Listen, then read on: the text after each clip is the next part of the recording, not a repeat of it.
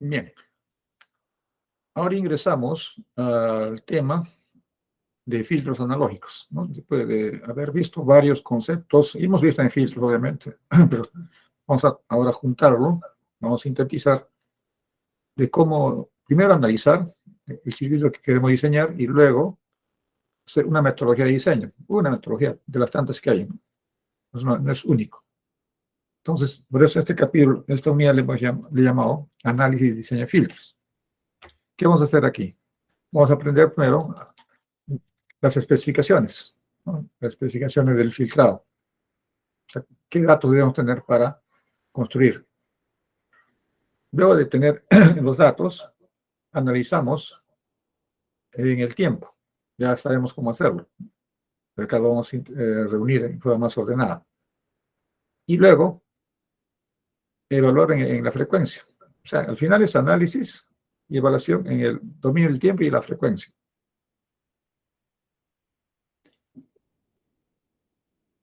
Para luego hacer unos ejemplos. Bueno, en el ejemplo está justamente la parte experimental del laboratorio que van a hacer ustedes.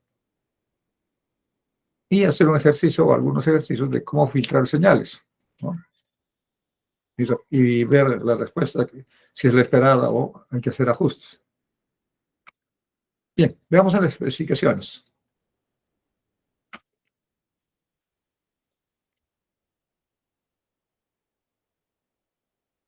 Esta primera parte, de la parte derecha, es lo que caracteriza a un filtro ideal pasa abajo, pasa abajo, ¿no? Lo que hemos visto hasta ahora para nosotros es siempre mirar de la parte del cero a la derecha, en el dominio de la frecuencia. Sin embargo, acá en este filtro pasa abajo ideal, ven ustedes una imagen, un espejo hacia la izquierda.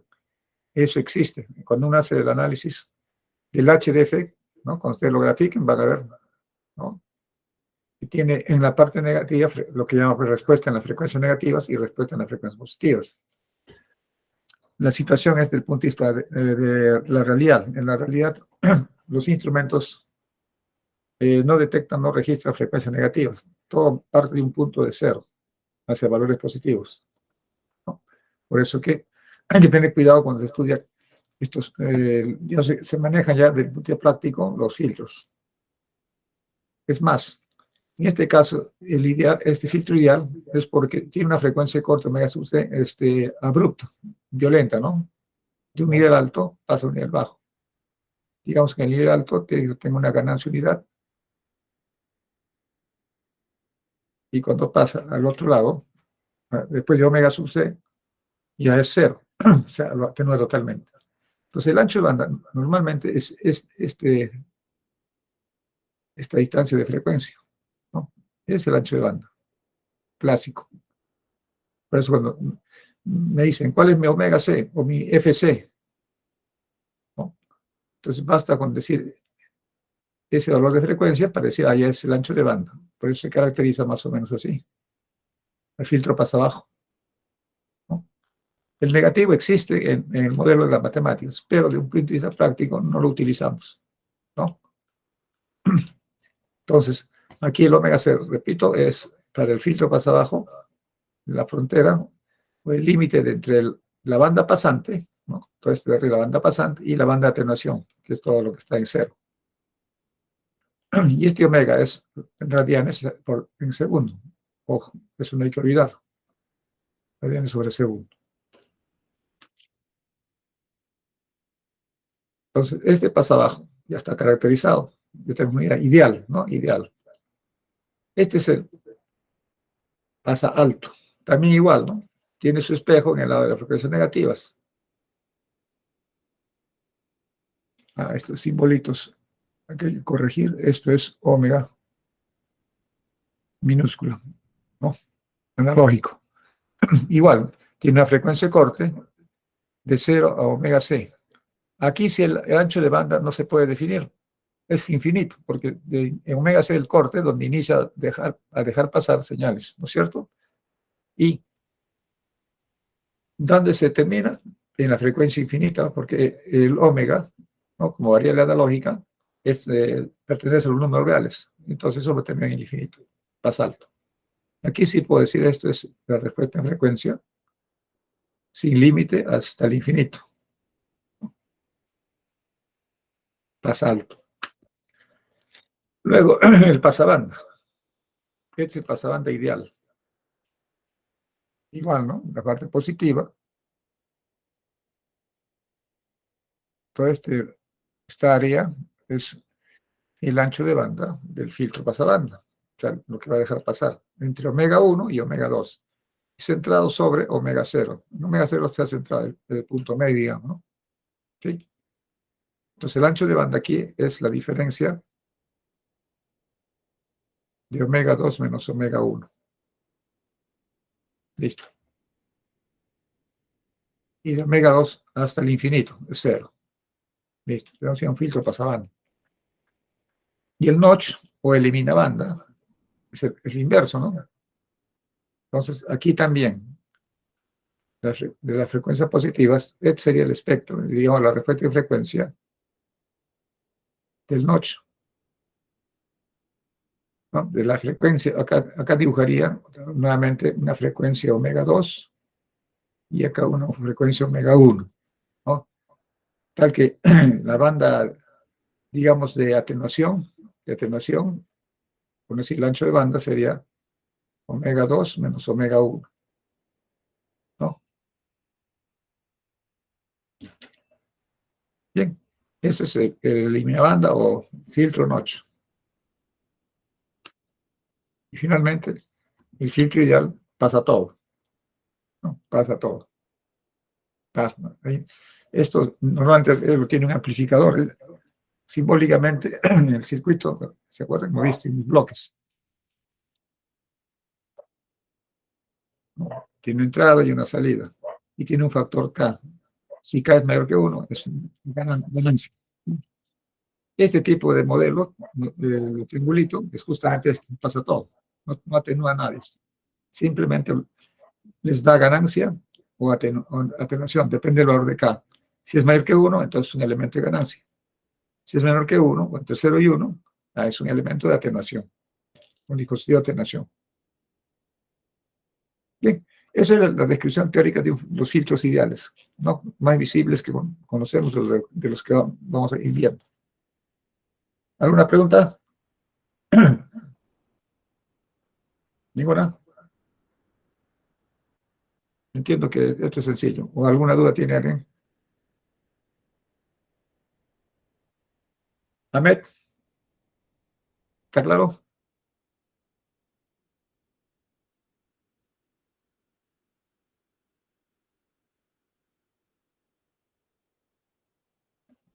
Pero solo una consulta, o sea, Sí. del pasadito, el ancho de banda es entre Ya me voy al infinito. de frecuencia corta al infinito. A partir de la frecuencia corta de omega sub c al infinito. O sea, ahí no podemos decir ancho de banda tal, ¿no? Simplemente es infinito. Simplemente la frecuencia omega c hacia cero es el ancho que no deja pasar, ¿no? Atenuación se llama eso, atenuación. Desde omega mayores a omega c, ¿no? Los componentes mayores a omega c van a pasar. Hasta, la frecuencia hasta el infinito. Hasta una señal que tenga una frecuencia en infinito, por teóricamente. ¿Sí? Por eso ahí no se habla de ancho de banda. Los únicos donde hablamos de ancho de banda es en el pasabajo, en el pasabanda y en el notch. Nada más, en esos tres modelos típicos.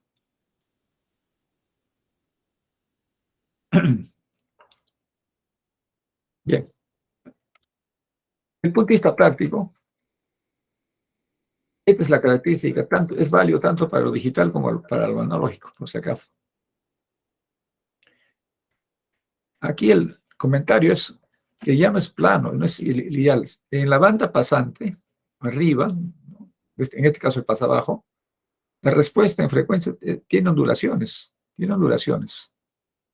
tan igual como en la banda pasante. En la banda pasante no es exactamente cero, ¿no? Y ahí tiene unas ondulaciones que se van reduciendo obviamente en la frecuencia. Entonces, eso va a ocurrir porque son filtros reales, ¿no? Dependiendo del modelo. Entonces, aquí el objetivo es, del punto de vista de diseño, establecer las ondulaciones, tanto en la banda pasante como en la banda de atenuación, ¿no? El tamaño aceptable, digamos, ¿no? Aceptable, un margen aceptable, porque son umbrales, ¿no? Umbrales que no deben pasar. O sea, esa oscilación, si yo defino un umbral en la banda pasante, esa ondulación del diseño no debe sobrepasar. Si está dentro del margen establecido, va, aceptable. Tanto en la banda pasante como en la atenuación, el mismo criterio, ¿no? Ahí es importante entonces definir de qué estamos hablando, ¿no? De la banda de atenuación, por ejemplo. Aquí, por eso que ustedes ven acá, el eje vertical está en decibelios. En decibelios. ¿Por qué? Porque ahí se ven detalles. En el caso de la atenuación, entonces se va a ver notablemente. Algo más. Si ustedes se dan cuenta, yo puedo trazar aquí una línea imaginaria ideal que me sirva como una referencia.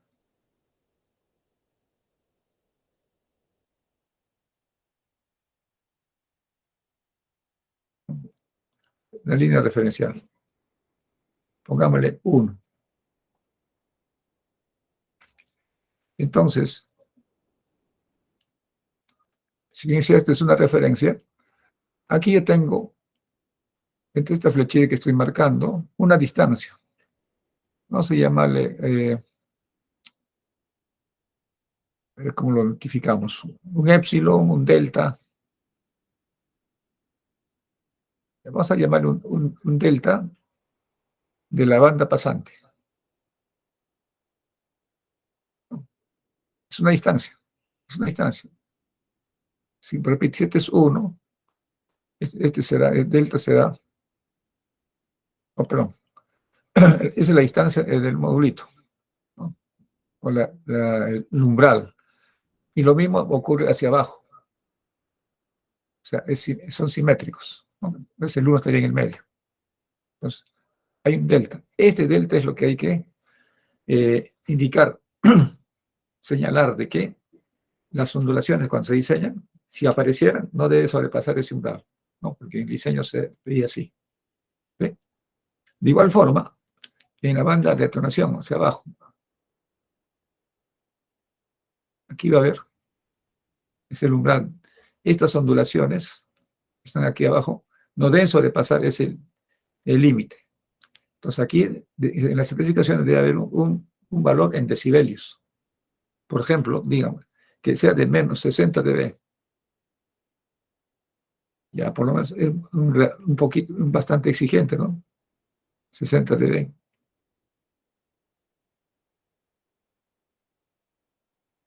Los 60 decibelios de atenuación. Otro ya no, 60 no, o sea, 80 puede ser. Listo. Digamos, ¿no? Entonces, estos lóbulos de la banda de atenuación no deben superar ese umbral. Igualmente, esta distancia de umbral, o de definir el umbral en la banda pasante, también se expresa en decibelios, por si acaso, ¿no? Tal vez un experimento lo podamos mostrar. ¿Qué más tenemos con especificaciones? Ya, con eso que estoy diciendo, hay que especificar el umbral de la banda, de las ondulaciones permitidas de la banda pasante y de la banda de atenuación. O sea, hay dos parámetros. Un tercero es la frecuencia de corte, o lo que llamaríamos el ancho de banda del filtro más abajo. Este F sub C, este es importante, el umbral inferior de la ondulación, al cruzarse con la curva, en ese punto se define el F sub C. ¿Sí?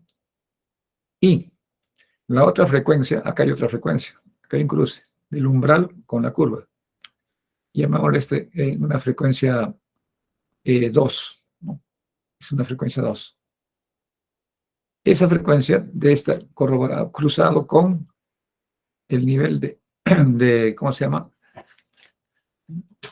Del límite de las ondulaciones en la banda pasante. ¿Sí? Es F2. Entonces, esto caracteriza lo siguiente. Entre FC y F2 es lo que diríamos es la banda de transición. Acá, la palabra, banda de transición.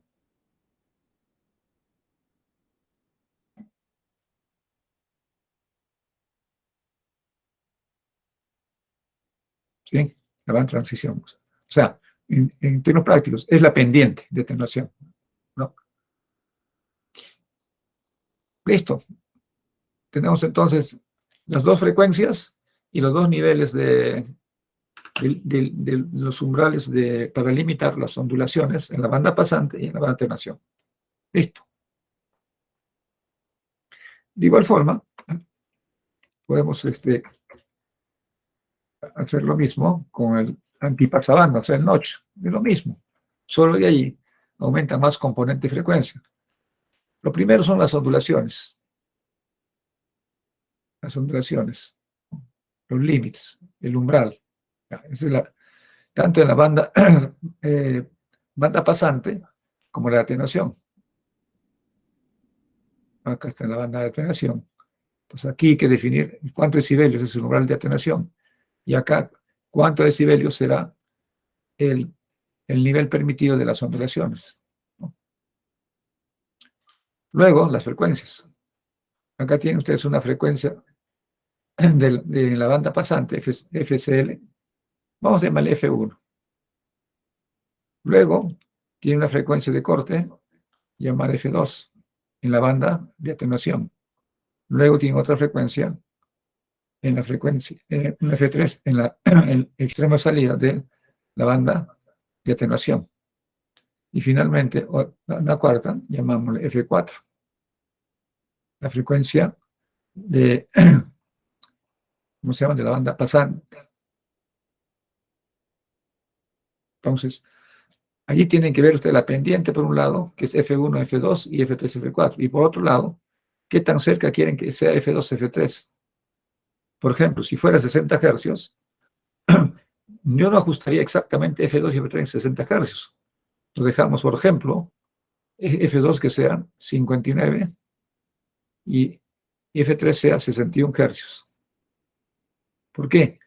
Porque la frecuencia red, por ejemplo, de 60 Hz, no es exacto. Está cambiando, está cambiando.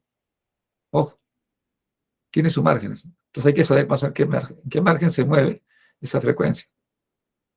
Y de esa manera elige un pequeño margen de seguridad de capturar siempre las variantes del 60 ciclos para atenuar. ¿Sí? Por otro lado, las bandas de transición en ambos lados deben ser lo más alto posible, o sea, tener bien alta. O sea, la distancia entre F1 y F2 debe ser pequeña para que sea lo más vertical. Claro, ahí el circuito se va a complicar un poco más. De igual manera, F3 y F4.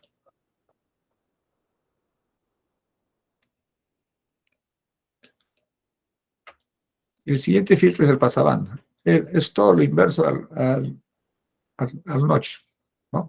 Las frecuencias, ahí tiene 4 frecuencias. La definición del umbral de atenuación de la banda pasante con respecto a las ondulaciones. Y en la banda de atenuación también. O sea, las mismas, solo que los valores van a cambiar. Van a cambiar. Y finalmente, el pasalto. El pasalto. Este es un diagrama bien práctico que va a ayudar a evaluar filtros reales. Dicho esto, con esto es suficiente, salvo alguna pregunta antes de pasar a la parte experimental. Ariana.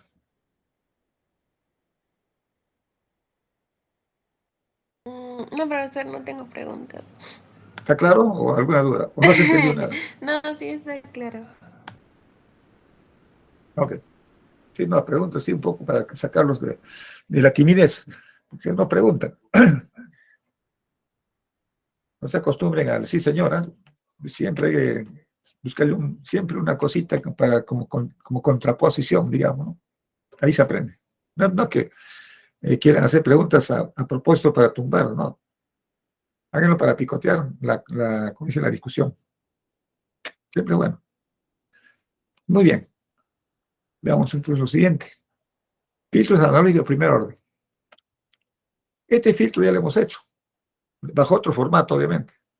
Acá le he hecho un cambio nada más, simplemente estoy usando el operacional sin no inversión, ¿no? Este pequeño filtro. Y tenemos algunos valores de R, C, R2, R1. Entonces, este circuito, obviamente, aplicando Laplace, se resuelve rápidamente, asumiendo condiciones iniciales cero, ¿no? Donde se entiende que el condensador está descargado, no hay nada, pues se resuelve el problema. Y con Laplace hallamos la función de transferencia. Como ven acá, HDS, ¿no? La función de transferencia, K es un elemento de ganancia, sobre 1 más tau, es la constante de tiempo del circuito, por S. Sencillo, ¿no? Es un pequeño circuito, digo, de este modelo, donde K, al resolver en el circuito, es 1 más R2 de R1, ¿no? Es el típico no inversor, amplificador de no inversor. Y tau es el producto R por C, o sea, estos dos dispositivos que están en la entrada de la pata no inversora. Entonces, con estos datos y teniendo los valores del circuito, hay que analizar ahí el circuito. Recuerden que siempre cuando se analiza y queremos pasar a Fourier, acá lo he hecho, yo debo estar seguro de que este modelo, con respecto a su región de convergencia, debe contener al eje J omega. Si lo contiene, aplicamos Fourier. ¿Sí? Entonces, bajo esta condición, en realidad, pues, este polo va a tener valores negativos. El polo va a ser negativo. Y encima real, ¿no? Porque tau es un producto de RC y son valores reales. Entonces, el polo va a ser un polo real, negativo. O sea, lo vamos a encontrar siempre en el eje negativo para este modelo. Y eso es bueno, polo en el eje negativo. Y si es el único, entonces va a ser la asíntota o frontera de la región de convergencia.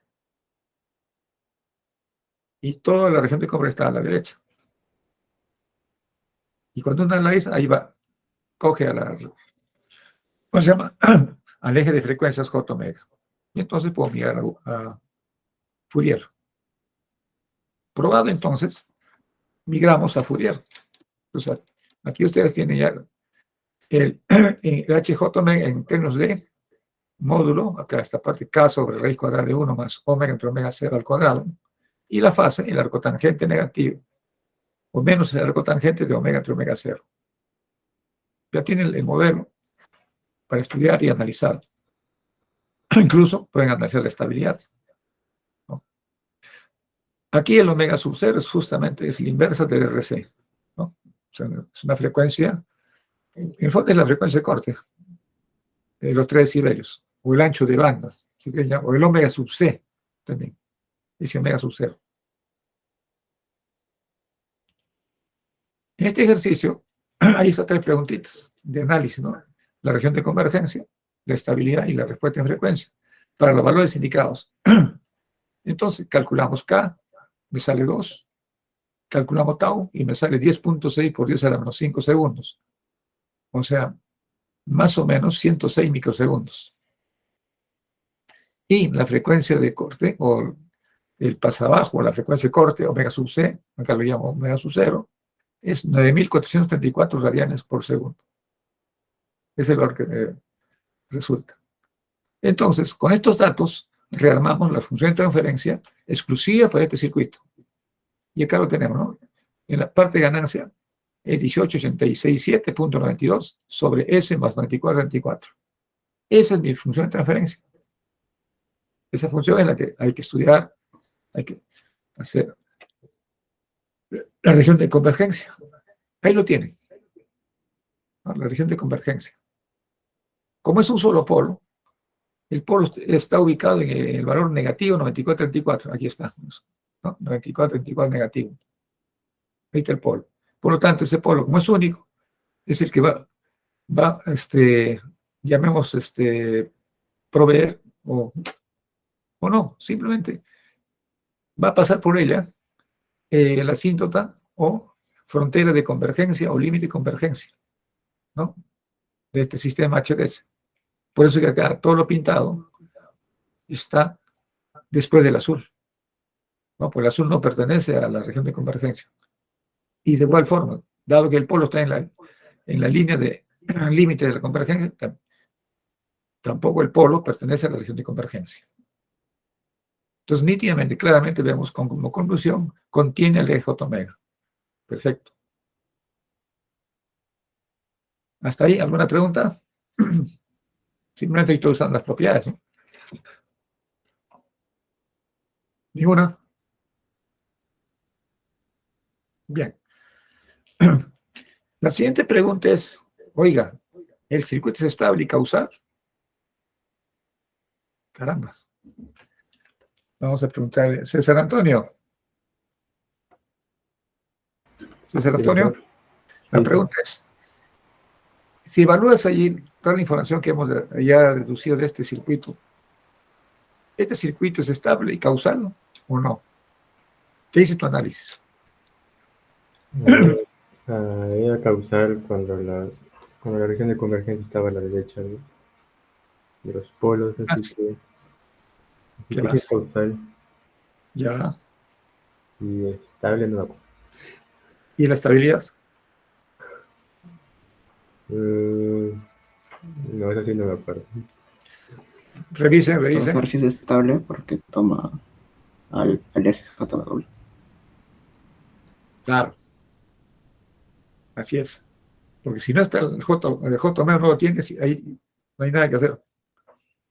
Por eso que una recomendación bien clásica es en control, por ejemplo, todos los polos del modelo deben estar a la izquierda, de la mitad del eje J omega. O sea, J omega es la mitad de todo llamamos, del plano S. Esa es la mitad.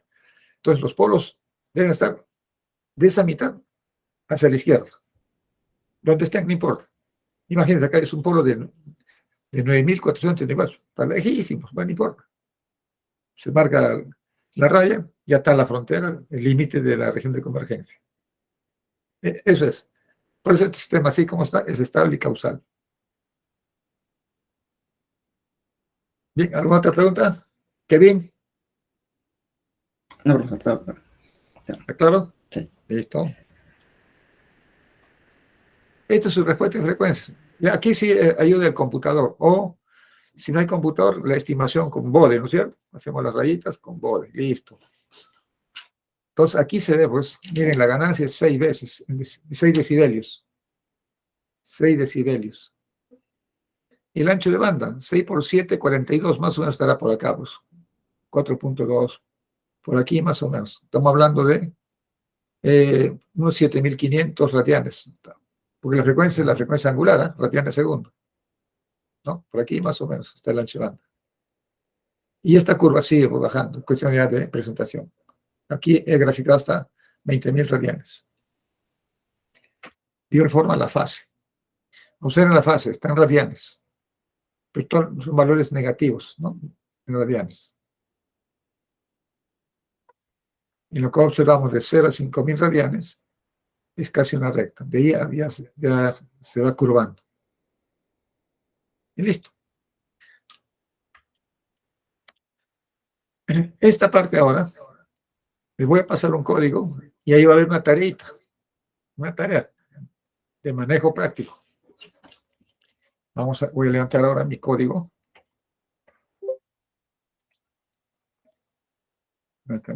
Aquí está.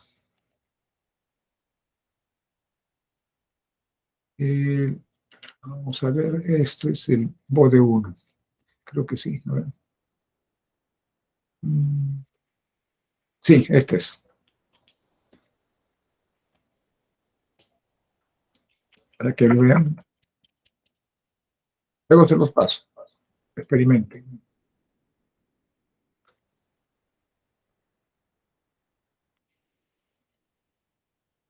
Ajá.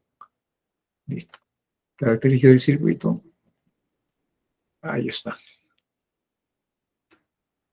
Nos da los resultados acá. Ahí está. Esto interesa.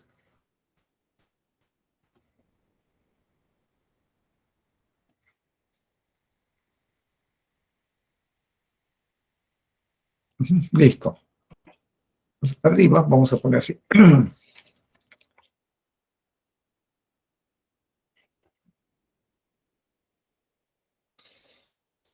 Este es el ejercicio.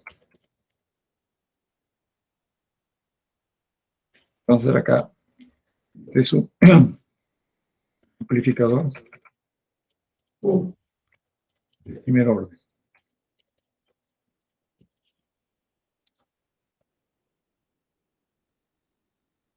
Defino mi frecuencia en radianes, ¿no? Mi omega. Luego la variable S, ¿no? Es el J omega. Y acá tiene usted el HDS, tal como lo he determinado, 1800, punto 22, entre S más 94,24. Calculo la magnitud en decibelios, ¿no? Pues 20 logaritmo decimal del absoluto de HDS. Luego graficamos. Módulo en decibelios y fase. Eso es lo que han visto en la gráfica.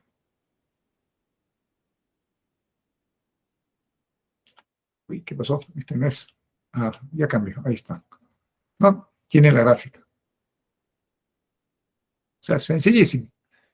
Esa es la respuesta en frecuencia. Esa es la respuesta en frecuencia.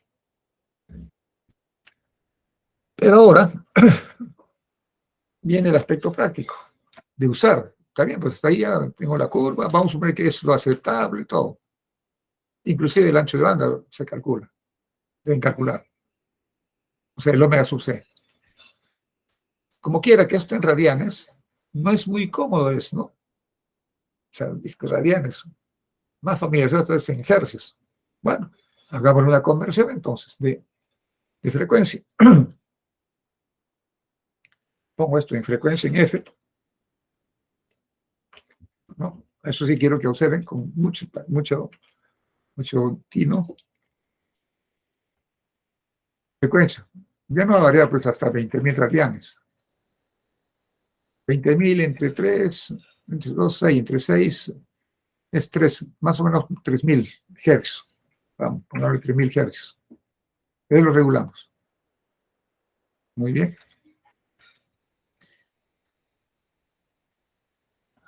Y de acá, el omega, hay que notificarlo, ¿no?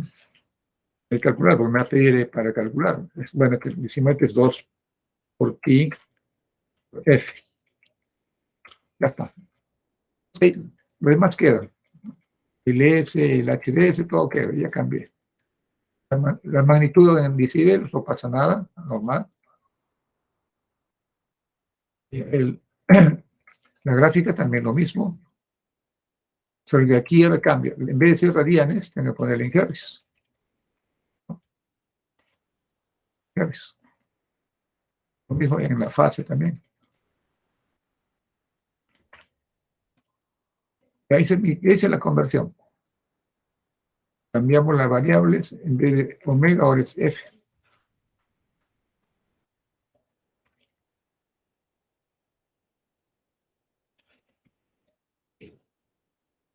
Entonces observen ahora, la gráfica no va a cambiar, va a estar igualita, sino la escala va a cambiar.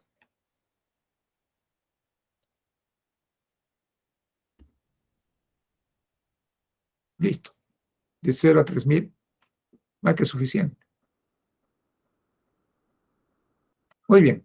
Entonces, ahora viene lo que les dije, ¿no? La parte experimental.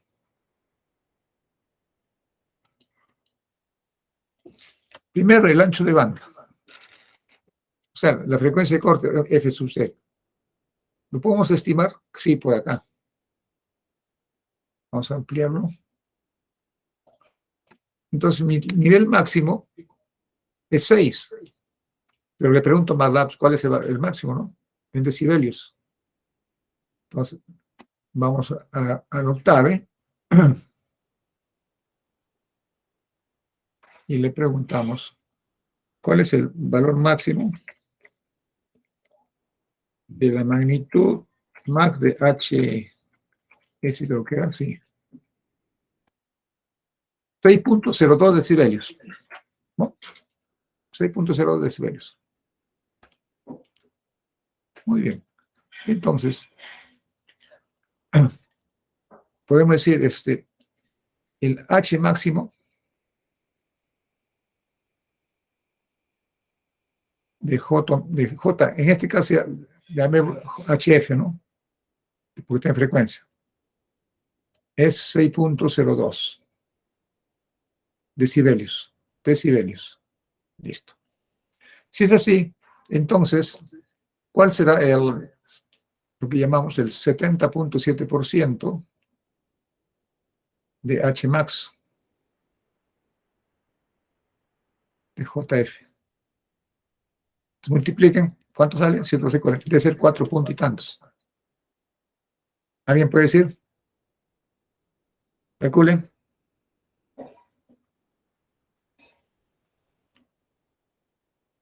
¿Sí? ¿Cuánto sale? 4.26, profe. 4.26. Listo, suficiente con decibelios. Ojo. Pero acá hay un detalle. Miren, para la experiencia interesante, ¿no? Yo le he dicho, calculen el 70.7%. Y nadie se ha reaccionado. El cálculo está bien, 4.26. Pero hay un error. ¿Cuál es el error? Kevin. O Sí, Sebastián, ¿querías profesor. hablar? Están en decibelios. O sea, tendría que restar solo Dime. 3 decibelios. 3 decibelios. Así es. ¿No? Siempre hay que eso, cuidado. 3 decibelios nada más. Entonces, del 70% es incorrecto. ¿No? Es incorrecto.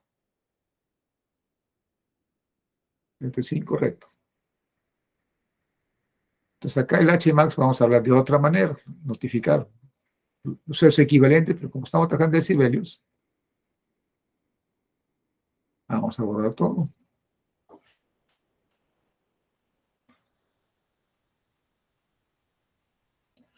Y decimos acá, necesito saber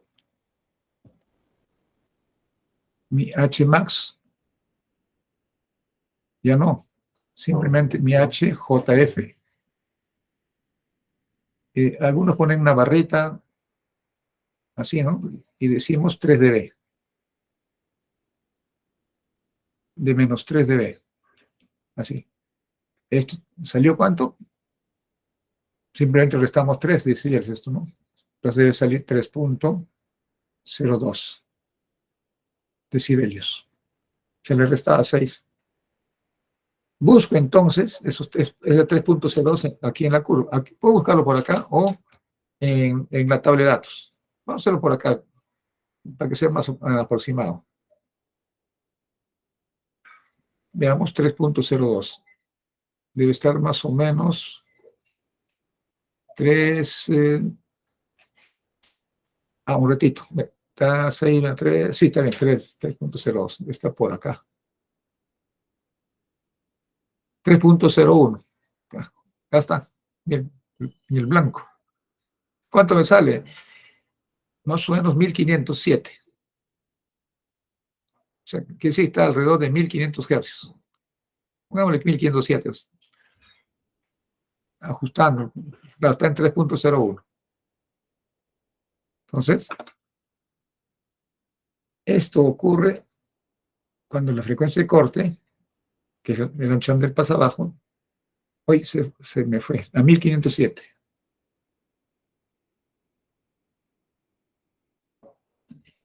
Listo, ya tiene la frecuencia de corte. Y la fase, de igual forma, para esa frecuencia, ¿cuánto será?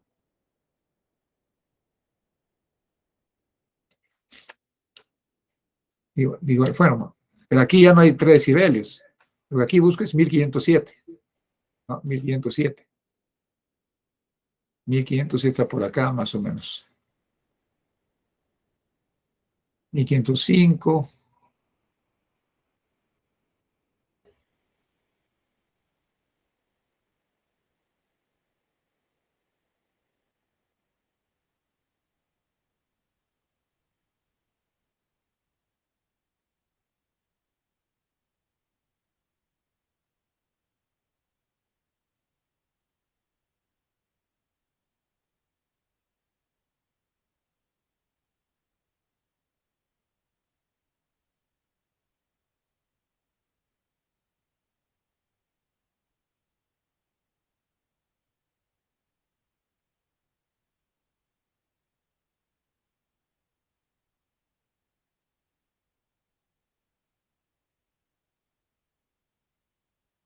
Ya, en hercios.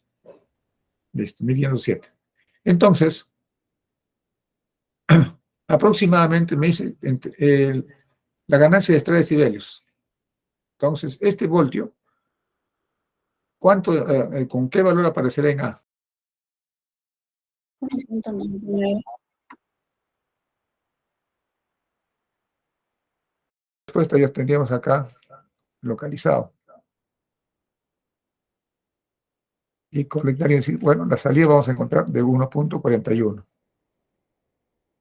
A la fase. Ahí no hay que calcular nada porque ya está leído.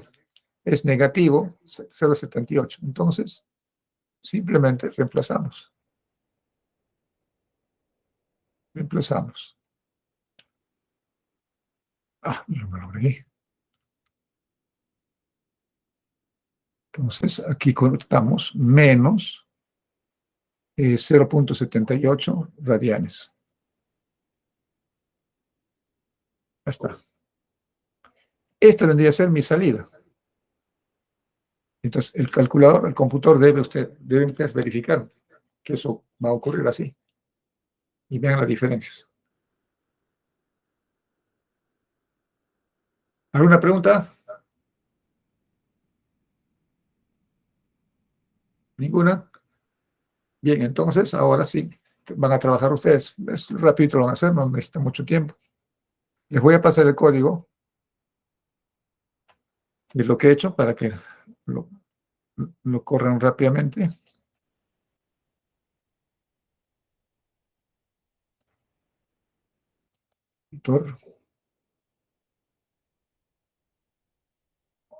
Primero traemos.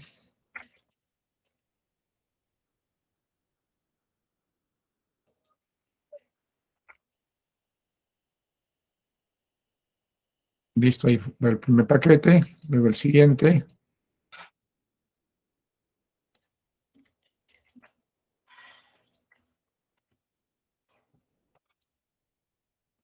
Listo.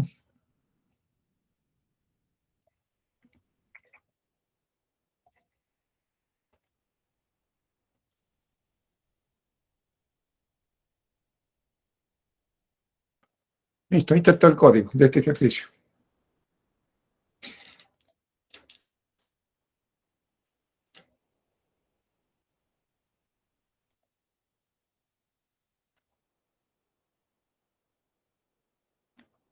Los que tengan computadora a la mano, procedan a calcular, a procesar y vean lo que acabo de comentar y repliquen, ¿no? Y hagan el ejercicio de la señal esta que apliqué, ¿no? Coseno 2pi 1500t. A esa frecuencia debe salir una amplitud de 1.41. Se le ha dado un poquito de ganancia.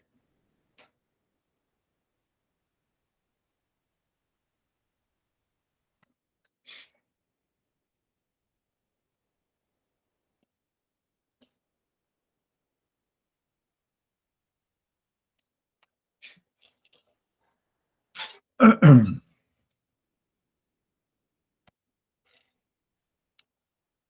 vamos a cortar la grabación, no nos cargue mucho, y regresamos ya con la siguiente parte.